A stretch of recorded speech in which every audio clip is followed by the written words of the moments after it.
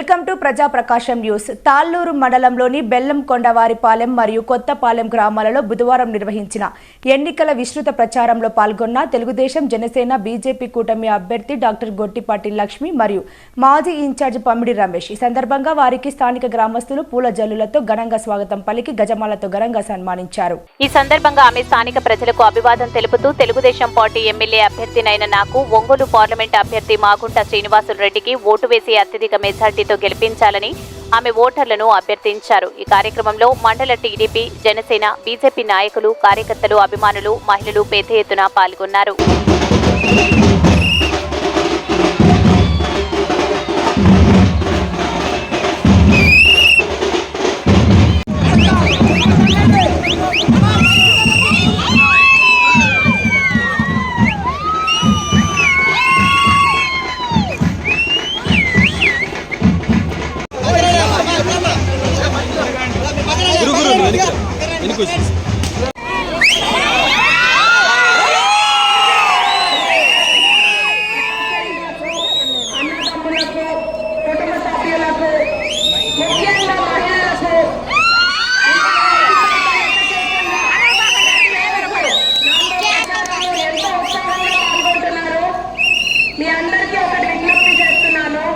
గతంలో తెలుగుదేశం పార్టీ హయాంలో అభివృద్ధి చూసారు ఎలా జరిగిందనేది.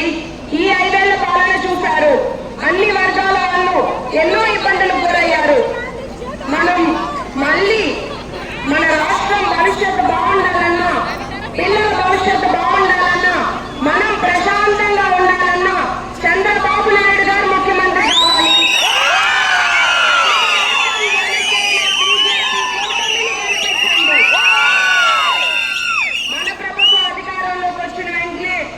వచ్చే పథకాలను నేను మీకు ఒక్కసారి గుర్తు చేస్తున్నాను.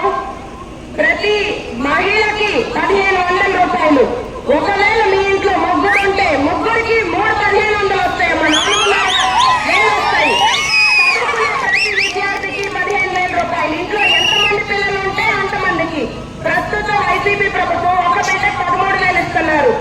మీకు ఇంట్లో 2 ఉంటే మన ప్రభుత్వం 30,000, ముగ్గురు ఉంటే 45,000 వస్తుంది. మహిళలకి ఉచిత బస్సు, ఉచిత గ్యాస్, రైతులకు ఆర్థిక సహాయం 20,000, పెన్షన్ 4,000. ఇప్పుడు కూడా ఈ పెన్షన్ 3,000. మీకు కలిపి జూలైలో 7,000 పెన్షన్ ఇస్తారు.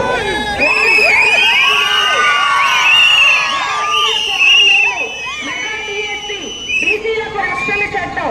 దీంతో పాటు నిన్న మేనిఫెస్టోలో పేదలకు ఇంటి స్థలాలు, ఇళ్ల నిర్మాణం, ఉచిత ఇసుక, కరెంట్ ఛార్జీలు పెంచరు, పెళ్లి కానుకలు, విలేజ్ జీవితం మళ్ళీ స్టార్ట్ చేస్తారు, అన్న క్యాంటీన్లు మళ్ళీ మొదలు పెడతారు. ఇలాంటి ఒక ప్రజా సంక్షేమ అమూల్యమైన ఓటును సైకిల్ గుర్తుకు వేసి చంద్రబాబు నాయుడు గారిని ముఖ్యమంత్రి చేయాలి.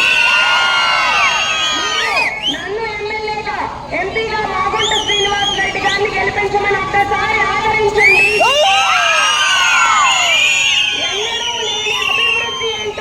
నెక్స్ట్ 10 ఏళ్లలో చూపిస్తానని నేను మీకు మాటిస్తున్నాను. అంతేకాకుండా ఇక్కడ తాళ్ళూరు నుండి గంగవరం రోడ్డు బాగలేదు.